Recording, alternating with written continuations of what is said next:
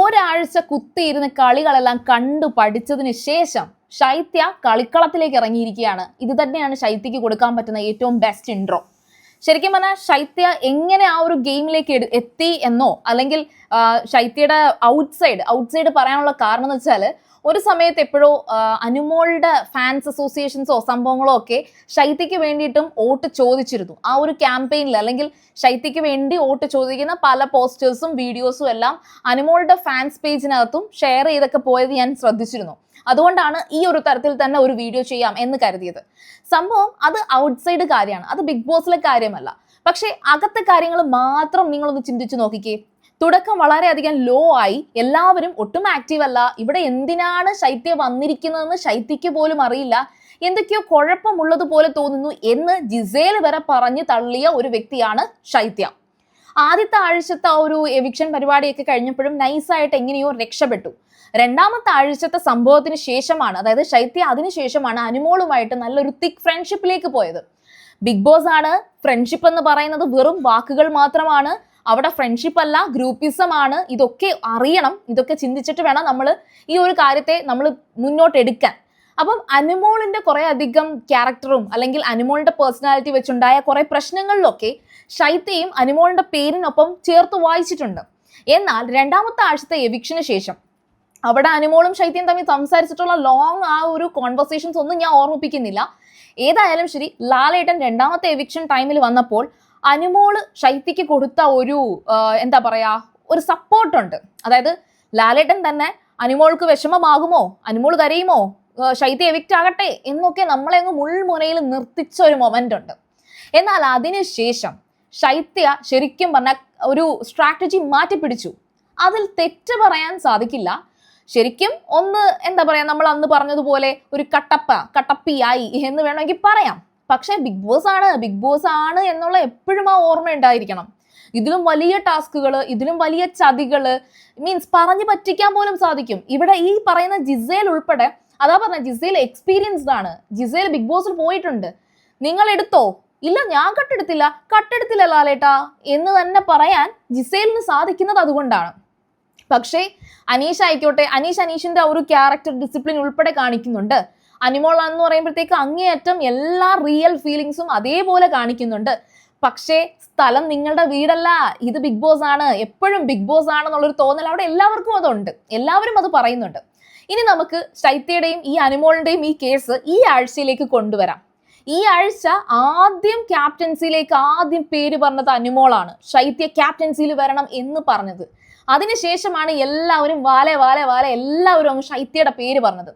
13 പേരോളം ശൈത്യയുടെ പേര് ക്യാപ്റ്റൻസിയിൽ പറഞ്ഞു എന്ന് ശൈത്യ പോലും അഭിമാനത്തോടെ ലാസ്റ്റ് ടൈം പറയുന്നുണ്ട്. അത് എപ്പോഴാ പറയുന്നത് വെച്ചാൽ ഈ പറഞ്ഞ ഈ സ്വേച്ഛാധിപതി എന്ന് പറയുന്നത്. നിങ്ങളൊന്ന് ആലോചിച്ച് നോക്കിയേ, സ്വേച്ഛാധിപതി എന്ന് പറയുന്നതിന്റെ ഫൈനൽ റൗണ്ടിൽ വരെ ശൈത്യ എത്തി. അതൊരു വലിയ ക്രെഡിറ്റ് ആണ്. ശൈത്യ നന്നായിട്ട് ഗെയിം കളിക്കുന്നുണ്ട്, നല്ല മൈൻഡ് ഗെയിമർ ആണ് ശൈത്യ. ഇങ്ങനെ പോയാൽ ശൈത്യ ടോപ്പ് 5 എത്തില്ല എന്ന് ആര് കണ്ടു? അപ്പോൾ എപ്പോഴും നമ്മൾ വിലയിരുത്തുമ്പോൾ വെറും ലോ ആയി കിടക്കുന്ന ഒട്ടും ആക്റ്റീവ് അല്ലെന്ന് പറയുന്ന ഒരു വ്യക്തിക്ക് എപ്പോൾ വേണമെങ്കിലും കയറി വരാം എന്നുള്ളതിന്റെ ഒരു തെളിവാണ്. ബിഗ് ബോസിന്റെ ഒരു ക്രൂവിന് ഏറ്റവും കൂടുതൽ വേണ്ടത് ഈ പറയുന്ന പ്രേക്ഷകരൊക്കെ ഏത് അർത്ഥത്തിലും ഏത് അറ്റം വരെയും ചർച്ച ചെയ്യുന്ന ഒരു സംഭവമാണ്. ഇപ്പം ശരിക്കും നമ്മൾ പോസിറ്റീവായിട്ട് കാണുന്ന ഒരാളുടെ നെഗറ്റീവ് സൈഡ്സ് മാത്രമാണ് ഫോക്കസ് ചെയ്ത് കാണിക്കുന്നെങ്കിൽ നമ്മൾ അത് കണ്ടിട്ട് നെഗറ്റീവായിട്ടേ വിലയിരുത്തത്തോളൂ. അതിന്റെ പിന്നിൽ എന്തെങ്കിലും ഉണ്ടോ എന്ന് നമുക്കറിയില്ല. പക്ഷെ ആര്യന്റെ ഒരു കേസ് എടുക്കുകയാണെങ്കിൽ ഇപ്പോഴും ക്യാമറ പ്രസൻസിൽ ആര്യൻ വരുന്നുണ്ട്. നിങ്ങൾ ശ്രദ്ധിച്ചിട്ടുണ്ടോ? ഓൾവേസ് എല്ലാ ടീമിന്റെ അടുത്തും എന്തെങ്കിലുമൊക്കെ വൃത്തികേടുകളും ഡയലോഗുകളും ഒക്കെ ആര്യൻ അടിക്കാറുണ്ട്. ചിലതൊക്കെ കുറച്ച് ഓവറായി പോകാറുണ്ട്, ചിലതൊക്കെ കുറച്ച് ഫൺ ആകാറുണ്ട്. ഒട്ടും തന്നെ മെച്യൂരിറ്റി ഇല്ലെന്ന് എല്ലാവർക്കും മനസ്സിലായിട്ടുണ്ട്. നെവിന്റെ കേസ്, നെവിനും ഓൾവേസ് ആ ഒരു ക്യാമറ ഇങ്ങനെ ക്യാപ്ചർ ചെയ്യുന്നൊരു ഫേസ് ആണ് നെവിൻ്റെത്. അനുമോളും അങ്ങനെയാണ്. പക്ഷെ അനുമോളിന്റെ കുറെ കാര്യങ്ങൾ കട്ട് ചെയ്ത് മാറ്റുന്നു എന്നൊക്കെയുള്ള രീതിയിൽ നമുക്ക് ചിന്തിക്കാൻ പറ്റും. കാരണം ഇത്രയും കാര്യം പറഞ്ഞില്ലല്ലോ.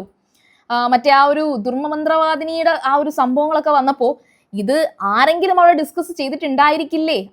കാരണം എന്ന് വെച്ചാൽ ലാലേട്ടൻ അത് ചോദിക്കുന്ന സമയത്ത് നമ്മളെ അനുമോൾ കരയും എന്നൊരു വിചാരം ഉണ്ടായിരുന്നു. പക്ഷെ അനുമോൾ കരഞ്ഞില്ല. അത് കമന്റിലൊക്കെ ചോദിച്ചപ്പോൾ ഞാനത് ശ്രദ്ധിച്ചിട്ടുണ്ട്. പക്ഷെ അതിനെക്കുറിച്ച് നമുക്ക് അറിയില്ല. അത് ഞാൻ ലൈവിൽ കാണാത്ത കാര്യം വെച്ചിട്ടൊന്നും പറയുന്നുമില്ല. ഇനി വീണ്ടും ശൈത്യയിലേക്ക് തന്നെ വരാം. ഇന്നത്തെ ആ ഒരു ടാസ്കിൽ അനുമോളുടെ ഫോട്ടോ കത്തിക്കുന്നത് തന്നെ ശൈത്യയാണ്. അപ്പൊ അനുമോൾ അത്രയും ഓവറായിട്ട് റിയാക്ട് ചെയ്തു. അനുമോൾ അവിടെ എന്തായിരുന്നു ചെയ്യേണ്ടിയിരുന്നത്?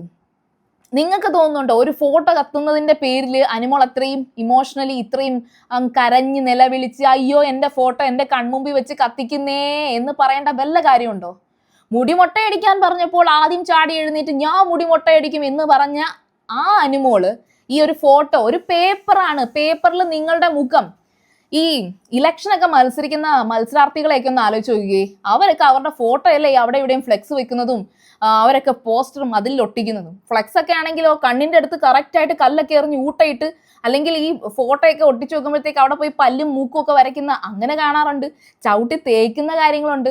ഈവൻ അനുമോളുടെ തന്നെ ഫോട്ടോസ് എത്രയോ പേരുടെ കയ്യിലുണ്ട്. അവരൊക്കെ എന്തൊക്കെയാ ചെയ്യുന്നത് എന്ന് ആർക്കറിയാം. പിന്നെ എന്തിനാണ് അനുമോൾ അത്രയും ഓവർ ഡ്രാമ കാണിച്ചത്?